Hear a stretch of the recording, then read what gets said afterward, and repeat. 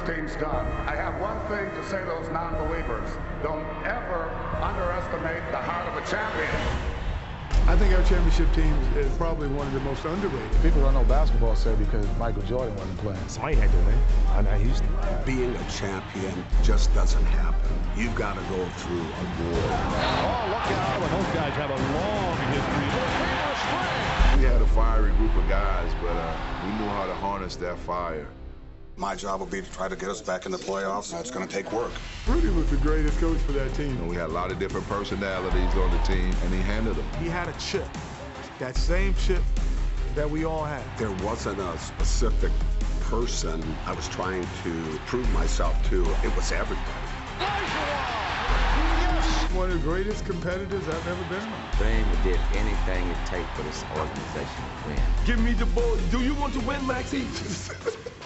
He had a temper early in his career. When somebody tried to now intimidate you, now don't back down. He always was a great player, but he became a phenomenal player, you know, after he became Muslim. Haynes puts up a three, yes, and the game is tied. Unbelievable. They call us Choke City. Basically jumping bandwagon, jumping off the ship because they thought it was sinking. That woke us up. Elie out of the corner for three, hit it! 7.1 seconds to play. From that moment on, I think that we just started believing in ourselves. We wanted to win this thing for the city. The headlines were Clutch City. They are on their feet here at the Summit. Nobody gave us a chance this year. Before we made the trade, they said we were wrong for not doing anything. When we made the trade, they said we were wrong for breaking up the combination. Like, who is this dude? He ain't special. We're special. If we don't win it this year, they're going to blame it on me. And then Clyde proved to us that he was special. It was a lot of tension in the organization during that time. I felt disrespected. I just wanted out. My feelings were hurt. They ended up getting a little ugly at the end, man. But we stuck in there, we hung in there, we persevered, and we pushed on. The Houston Rockets have won their second consecutive NBA championship. We have a unique story, you know. We did something that's very special. If you go back and look at the team and look at what we had and what we did, it's an amazing run. We came from insurmountable odds. Oh, life is good. 2 years, 2 rings. You don't get no better than this. A team of destiny, a team that can go out and kick your butt. We were the definition of clutch. It's funny, if you put in your navigation, it actually comes up as Clutch City. Clutch City, June 8th, 9 p.m. Eastern Time on NBA TV. Our next guest lived it. We want to welcome in via Skype the Junkyard Dog. Super Mario Elie is with us. Mario, how are you? I'm doing great. How are you guys doing? So good to have you. We're doing great. So the back-to-back championships, 94, 95. What did you do, I have to ask you, to celebrate the 20th anniversary of Kiss of Death, the shot that rallied the Rockets down 3-1 to the Suns? Well, they had a little 20th anniversary of the back-to-back championship team. It was great seeing the guys, seeing Vernon, seeing Tim Bro, seeing Charles Jones, Pete Chilcutt, of course Olajuwon and Drex. It was just good seeing the whole teammate and coaching staff.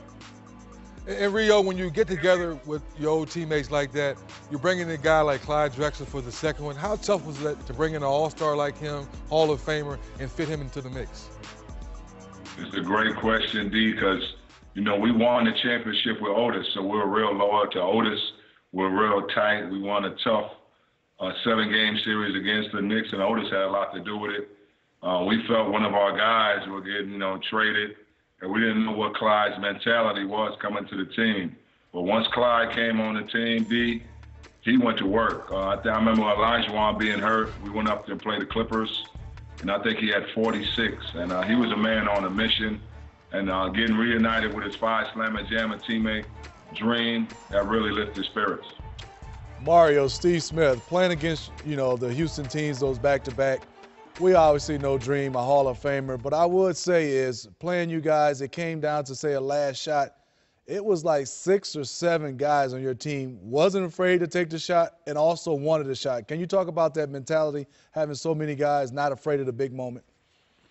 That's what made our team special, Steve. It started in practice, us really competing, and me and myself, Sam, coming off the bench. Your competitive spirit, you want guys in front of you to mess up, Steve, so you get in the game. That's the challenge we had. Me and Sam was like, I hope Kitty fall down and get hurt. I hope Vernon turn his ankle. Because we were so competitive, we wanted to get on the floor because we knew with Rudy's system, if you were out there performing, he would not put back the starters. He'll let the guys out there just play it out. What the Rockets did in the Clippers in Game 5, that's what made Rudy special.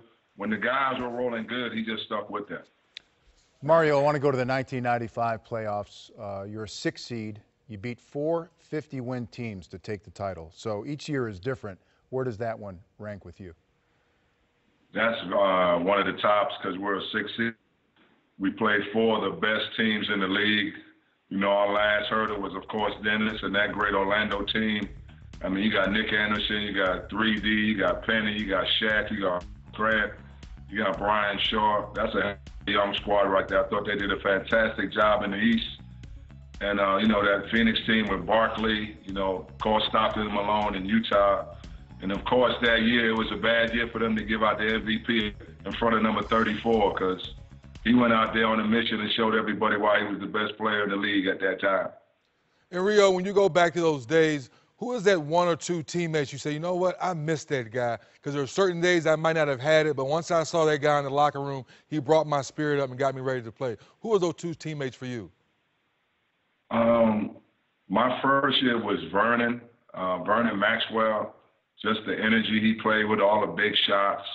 And I thought the second year, Chucky Brown, a journeyman that really nobody gave no respect to, just came to work every day, having to battle Karl Malone, having to battle Charles Barkley, having to battle Dennis Rodman in that tough West Coast. And this guy didn't really get the credit he deserves. Only people remember about Chucky is him being on maybe 10 or 12, 13 different NBA teams, but he was a solid contributor to our second championship team, and he doesn't get enough credit.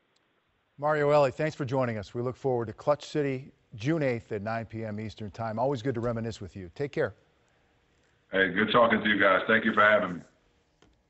I thought you were pretty composed, 3D, during that whole segment, because I know you have mixed emotions about it. Yes, I do. Yes, I do, Vince. You're a little edgy about it. It is what it is, Vince. What do you want to know now? Again, I'm just putting it out there, you know. It's be honest with you, yes, it's tough to deal with the more we talk about it, but I'm still happy when I go back to say that I had the opportunity. We won 57 games that year as a team. Shaq's rolling, Penny's rolling, breaking NBA records, shooting the 3. So we're feeling good about ourselves. We come out of a big Game 7 at home, beating the Indiana Pacers. So we're feeling like we're the young guns. I got 2 major horses in Shaq and Penny leading the way. Nick Anderson and I, we bring in Horace Grant. So we're feeling like this is our first of many championship runs to come, and obviously it didn't happen. The biggest thing that we regret, that we double-teamed Olajuwon too much. And like Mario Elie said, they had too many shot makers. Robert Horry one night, Sam Cassell in Game 1 goes for 30. Of course, Kenny Smith reminds us every time he had work, he hit those big threes in Game 2, I think in the Game 1. So with so many shot makers and Olajuwon probably being the best player on the planet those 2 years, nothing we could do with them. Yeah, memories sound pretty fresh. Yeah. For 3D. Yeah. Once you got rolling there. Since you opened up that scar, you got all this poured out. It sounded like you told you the score was at 2 minutes left. It was time. Who was on the floor? You remember everything. Tell me about those Rocket teams. You know, it started off, 3D said it best. You were so confused on single coverage and dream or double and dream. And then when you double, it was always confusion. Who do you leave open? Who do you close out all the way to? Who do you sometimes say, hey, let's rotate to him to give him the shot, make him a driver. All those guys can make plays. And like Mario said and Sam, guys coming off the bench felt like they were starters. Yep. And those guys didn't mind taking that shot and being that guy. They had guys who relished being in that moment. Yeah, and so much of the NBA Finals coverage includes our NBA TV special. So really looking forward to this next one among the great pieces of entertainment. I'll be busy on June 8th. Oh, you can't? Yeah, that's right. Don't worry about it. Well, you lived it too.